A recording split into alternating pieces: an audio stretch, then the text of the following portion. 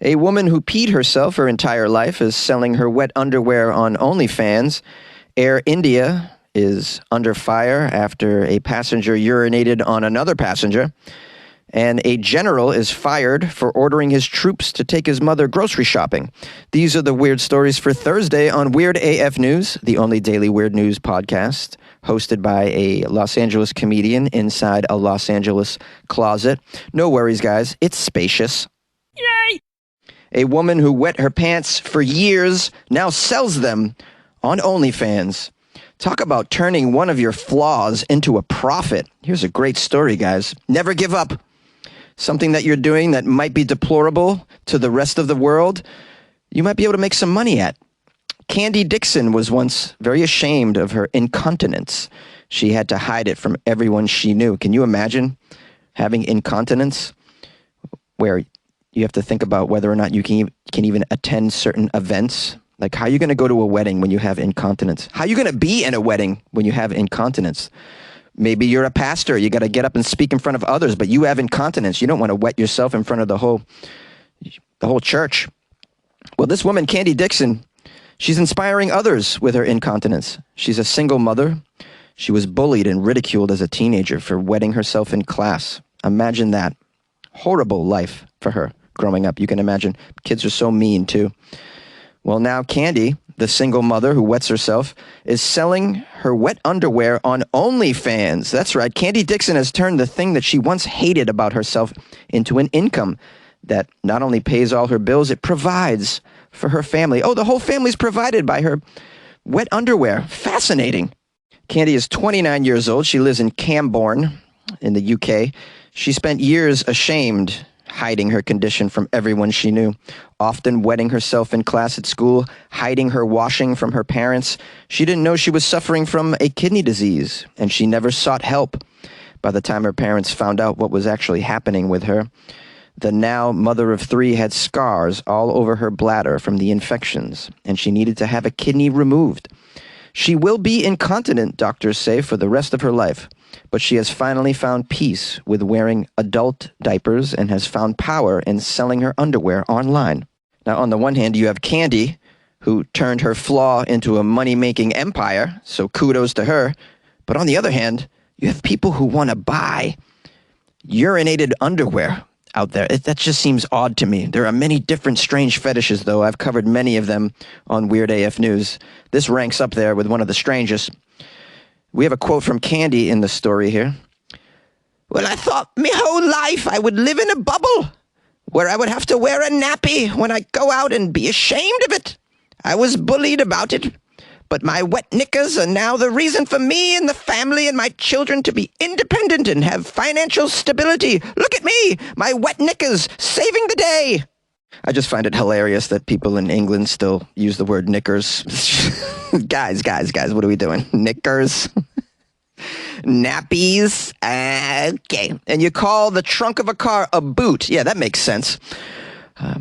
Well, you can see it. I mean, Candy's quote says it all. She's turned her wet knickers into a financial empire on OnlyFans. So, whatever you got going on in your life that you think is holding you back, guys, flip the switch on that. Yeah. I'm thinking maybe I can make some money off my acid reflux situation. Does anyone want some photos of me laying in bed on my acid reflux ramp? Well, that's easy. Join the Patreon where I'll be posting me laying on my bed on my acid reflux ramp. Why not turn it around, guys? Now, nowhere in the story does it indicate how much Candy gets for her underwear. So I Googled this online, how much women's soiled underwear goes for. What's the market for that? Well, it says here for typically used panties, these are panties that you have used and decide to sell. The range for this is anywhere between $20 and $60, with most hovering around the $35 to $40 range. Custom orders of the underwear, these tend to be things like wear the panties for 3 whole days or wear the panties to the gym. If you're open to custom orders from your audience, you can charge a little more for them. These customs can range from $50 to $100, but generally hover around the $70 range. Stockings, lingerie, and more. Actual items, these may be sexier and more expensive than a regular set of panties. These can be sold on such sites as Sophia Gray, and typically range between $60 and $80 per item. So you can make, I don't know, it sounds to me like around $40 a pair of underwear. A little more if they're fancier, a little more if you soil them for several days in a row. It doesn't indicate how much the therapy is for someone who's spending their money on women's used panties. I'd imagine that's probably around $100 to $300 a session, so just keep that in mind. Hey, I'm not trying to kink shame anybody, but if you're buying used panties online, I mean, maybe have a family meeting. Air India comes under fire after a Wells Fargo vice president pees on a passenger. I found another pee-related story, guys. That's how good I am at this. A Wells Fargo vice president has been fired from his job and sentenced to 2 weeks in jail while the police investigate a complaint about him urinating on a passenger on board an Air India flight. The incident sparked outrage online after the victim's account of the assault, and Air India's handling of this incident became public, eventually leading to Shankar Mishra's arrest and provoking some scorn from India's flight regulator. Now, the victim claims that after the alleged urination incident on the plane, the flight's crew wasn't very empathetic and told her to make her return to her soiled seat. This is after the pilot vetoed giving her an available seat in first class. Then the crew brought the perpetrator before her against her wishes so that he could apologize and beg her not to press charges. He was allowed to walk off the flight when they reached their destination, and the police were not even called. That seems a little nuts. I mean, I'm not sure how it works in India, but if you urinate on anybody in the U.S. and in most countries, I'd imagine that's an arrestable offense, correct? The fact that they didn't even allow her to sit in another seat. I mean, this is horrible the way they handled this Air India. What's going on here? Now, we have the Directorate General of Civil Aviation. This individual admonished Air India for, quote, dereliction of their regulatory obligations, calling its handling of the situation devoid of empathy. Yeah, that goes without saying. According to the elderly woman's account of what transpired, this all took place in a flight from New York to New Delhi. She was in business class when the man in the seat in front of her got up and began urinating on her. I assume he continued to urinate on her and no one stopped him during the actual urination activity? I mean, how do you not get up and punch this guy in the face? Someone, not another passenger, punched him in the face? I would have. Yeah, I got no issues punching a dude in the face who's peeing on a woman on a flight. I have no problem doing that. According to the victim, her clothes, her shoes, and her bag were soaked with this man's urine. This man was later identified as Mumbai-based executive Shankar Mishra. And, of course, as you can assume, he was visibly inebriated. The passenger who sat next to Mishra on the flight told the media that the Wells Fargo vice president had downed 4 drinks in 40 minutes and was talking incoherently. Yeah, thanks for your report, passenger who sat next to him. You couldn't have tackled the dude mid-pee stream, like to help out the lady? What's wrong with you? The victim claims the flight attendants weren't that helpful. They refused to touch her and gave her a set of airline pajamas and socks to change into.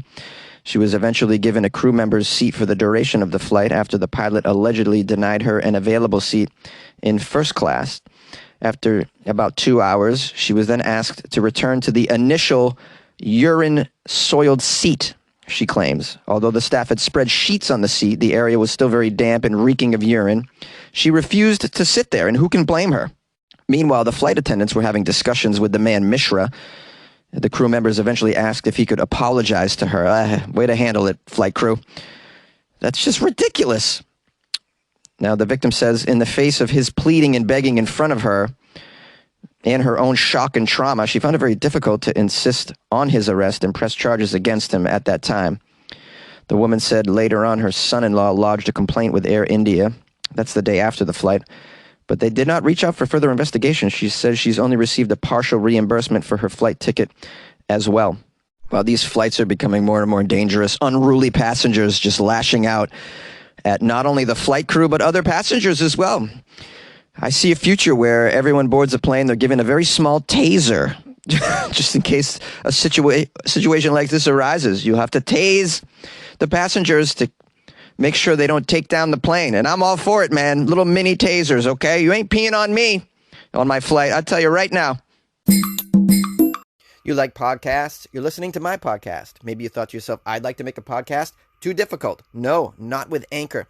Anchor has free creation tools that allow you to record and edit your podcast from your phone or your computer. Anchor distributes your podcast to Apple, Spotify, Stitcher, and more.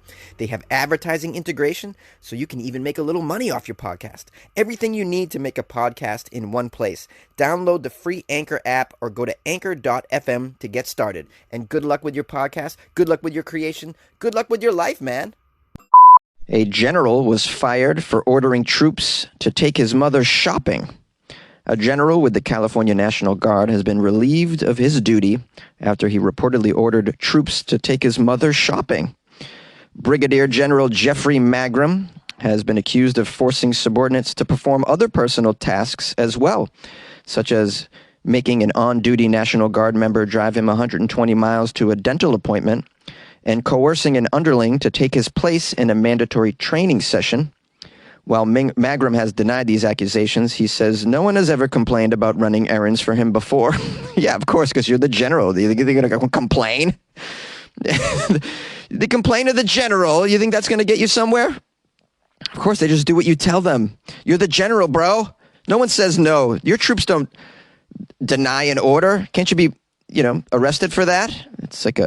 It's your military duty to do as the general says. Now, it'd be weird if the general told you to take his mother shopping, of course, but I'd imagine they didn't question that either. I'm glad somebody stood up to this general.